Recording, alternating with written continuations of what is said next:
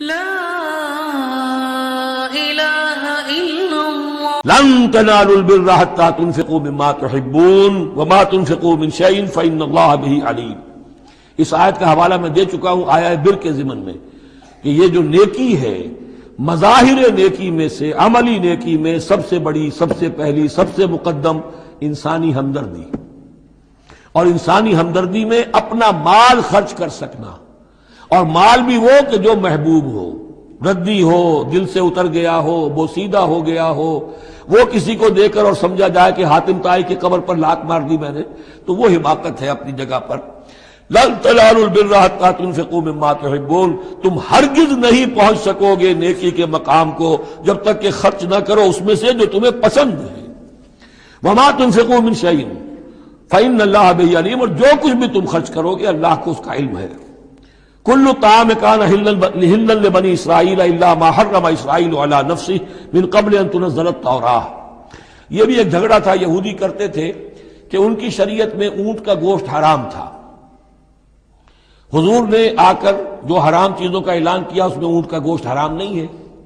ان کا اگر شریعت یہ وہی ہے، اگر شریعت موسوی ہے تو یہ تغیر کیسے ہو گیا؟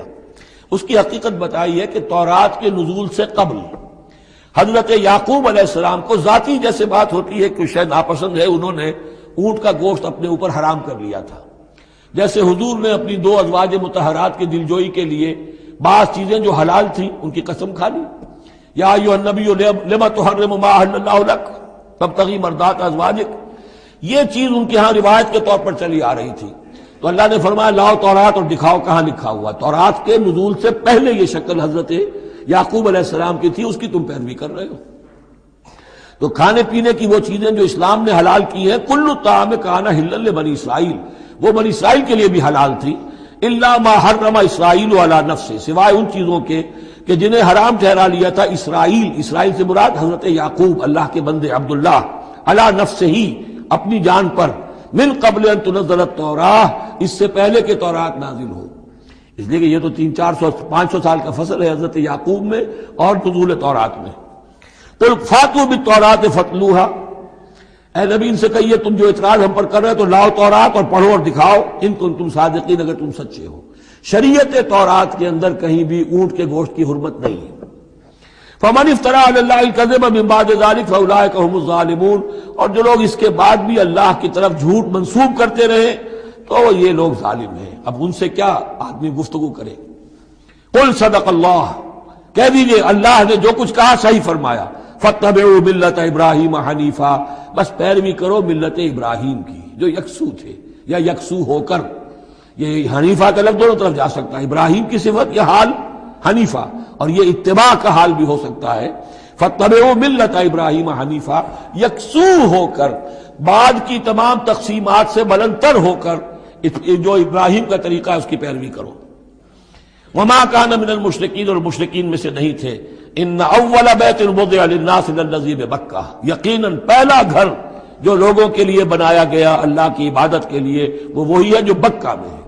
بکہ اور مکہ یہ دو در حقیقت ایک ہی لفظ کے لیے دو پروننسیشن سے۔ ان اول بیت وضع للناس للذی ببکہ مبارکا وہدی للعالمین، برکت والا ہے اور تمام جہان والوں کے لیے ہدایت کا ذریعہ ہے۔ فیہ آیات بینات مقام ابراہیم، اس میں آیات بینات ہیں۔ ترتیب دیکھ لیجئے، وہاں کے 4 رکوع جو تھے ان میں پہلے اس کا ذکر ہوا تھا، پھر باقی ساری گفتگو تھی۔ یہاں ترتیب الٹ گئی ہے، ساری گفتگو کے بعد اب آخر میں یہ حصہ جو ہے تیسرا اس کا وہ ختم ہو رہا ہے، اس نصف اول کا، اور آخر میں تذکرہ حضرت ابراہیم کا ہے۔ مضامین وہی ہیں، ترتیب بدل گئی ہے۔ فی آیات بینات، اس میں تو بڑی روشن نشانیاں موجود ہیں، مقام ابراہیم جیسے مقام ابراہیم، ومن دخلہ کان آمنا، اور جو بھی اس میں داخل ہو جاتا ہے امن میں آ جاتا ہے۔ بدترین پورے عرب کے اندر خوریزی ہوتی تھی، لیکن حرم میں اپنے باپ کے قاتل کو بھی اگر دیکھ لیتے تھے تو کچھ نہیں کہتے تھے۔ یہ ایسی روایت اس حرم کی رہی ہے اور آج تک ہے اللہ کے فضل و کرم سے کہ وہاں پر امن ہی امن ہے، دار الامن۔ من دخلہ کان آمنا وَلِلَّهِ عَلَى النَّاسِ حِجُّ الْبَيْتِ مَنِ اسْتَطَاعَ إِلَيْهِ سَبِيلًا، اور للہ علی الناس، اب لام اور علی کو یہاں نوٹ کر لیجئے، اللہ کا حق ہے لوگوں پر کہ وہ حج کریں اس کے گھر کا، جو بھی استطاعت رکھتا ہو اس کے سفر کی.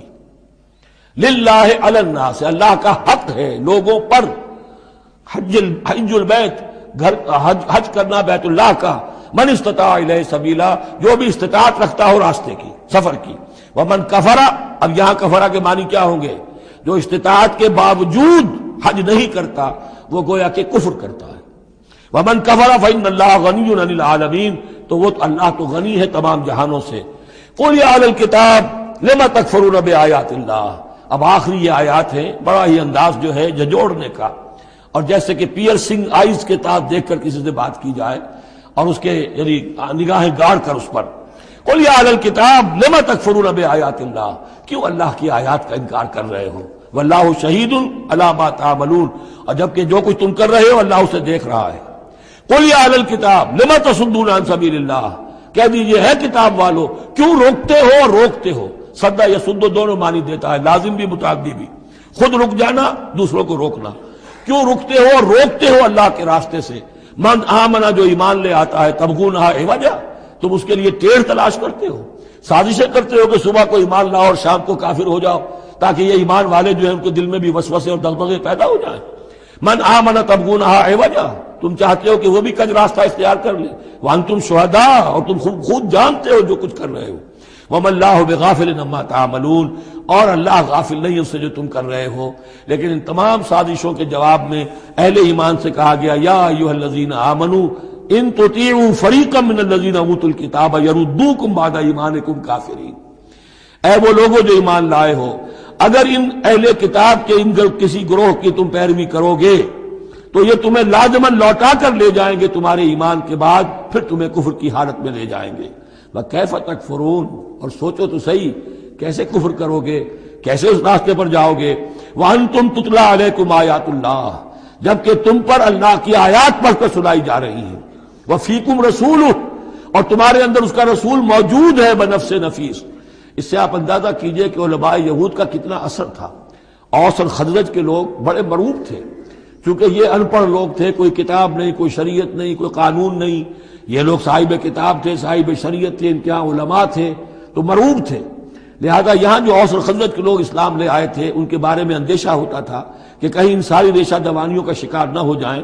وَكَيْفَ تَكْفُرُونَ وَأَنْتُمْ تُتْلَىٰ عَلَيْكُمْ آیَاتُ اللَّهِ وَفِيكُمْ رَسُولُهُ، کیسے کفر کرو گے تم جبکہ تمہیں اللہ کی آیات پڑھ کر سنائی جا رہی ہیں اور اللہ کے رسول تم میں موجود ہیں.